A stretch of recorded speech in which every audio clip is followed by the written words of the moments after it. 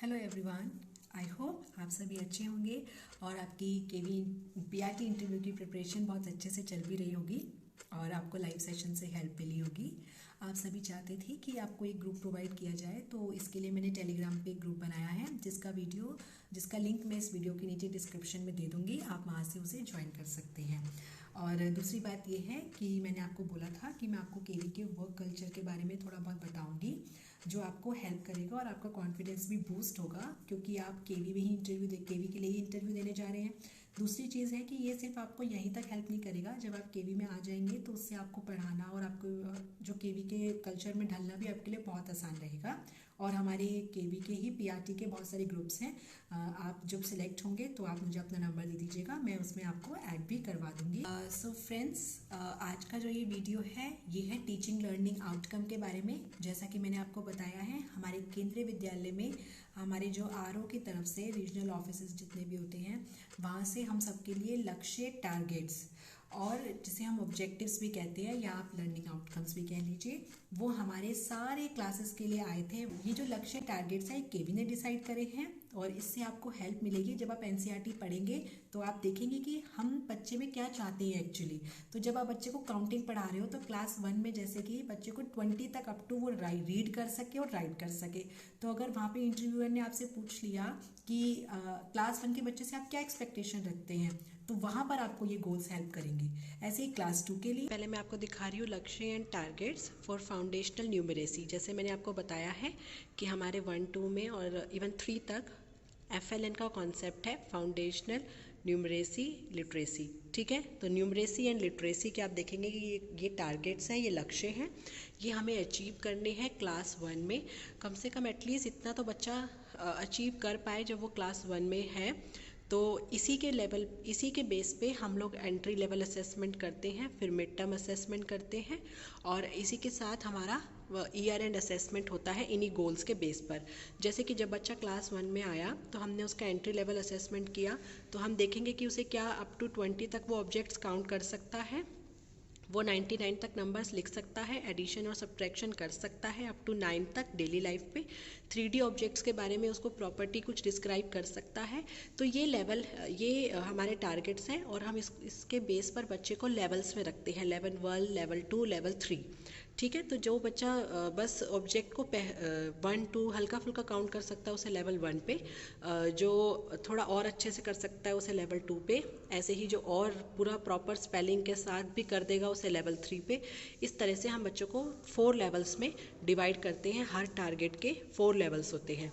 फिर हम देखते हैं जो बच्चा लेवल 1 पे था, फिर मिड टर्म में इसका असेसमेंट होता है दोबारा कि हमारे पढ़ाने के बाद क्या वो लेवल 1 वाला लेवल 2 पे पहुँचे, लेवल 3 पे पहुँचे, उसका लेवल इंक्रीज़ हो, तभी हमारी टीचिंग सक्सेसफुल मानी जाएगी। तो ये है हमारे क्लास 1 के। जैसे कि आपको पता है जब क्लास 1 में बच्चा आता है तो उसकी अब एज 6 to 7 हो गई है। पहले क्योंकि एज 5 ईयर्स की थी, अब बच्चे 6 साल का होने के बाद ही क्लास 1 में वो एडमिशन ले पाता है। तो ये क्लास 1 के हो गए हैं। ऐसे ही आप देख सकते हैं लिटरेसी का, इसमें जैसे कि इसके 3 पार्ट होते हैं। जो भी आप लैंग्वेज रहेगी आप देखेंगे उसमें 3 पार्ट से बांटा गया है, ओरल, रीडिंग और राइटिंग। तो बच्चे को हम किसी भी भाषा में, ये लिटरेसी है तो इसमें दोनों आ जाएंगे, इंग्लिश और हिंदी। तो ओरल में आप देखेंगे तो ओरल में हम एक्सपेक्ट करते हैं कि बच्चा फ्रेंड्स और क्लास टीचर के साथ अपनी कन्वर्सेशन कर पाए, उन्हें अपने अपने नीड्स को बता पाए। उसके बाद वो जो क्लास में जैसे प्रिंट मटेरियल लगा हुआ है, इसके बारे में जैसे बच्चा क्लास में बातचीत करे टीचर के साथ। ठीक है, उसके बाद वो राइम्स और पोएम्स वगैरह रिसाइट करे।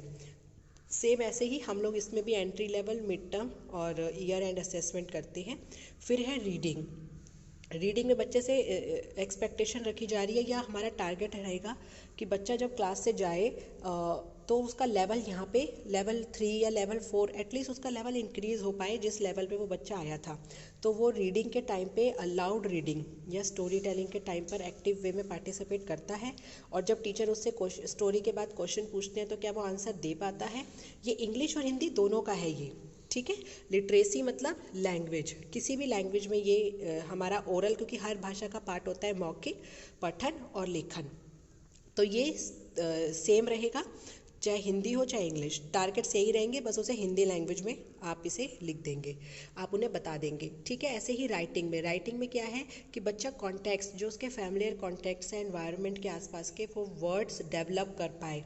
जैसे उसका पास एक बैग रहता है, बैग से रिलेटेड जितनी वोकेबलरी है, उसके फैमिली में जितने मेंबर्स होते हैं या जो किचन के आइटम्स वो यूज़ करता है, इस तरह की वो वोकेबलरी डेवलप कर पाए और कॉन्टेक्स्ट के अकॉर्डिंग उसके फैमिलियर हो जाए वर्ड्स को। सो फ्रेंड्स, ये हो गए हमारे लक्ष्य और टारगेट्स, आप कह लीजिए ये बिगर टर्म है। और इसके बाद ये हैं हमारे लर्निंग आउटकम्स, ठीक है, सीखने के प्रतिफल। ये हमारे लर्निंग आउटकम्स हैं क्लास 1 के तीनों सब्जेक्ट के, इंग्लिश, हिंदी और मैथ्स, ठीक है।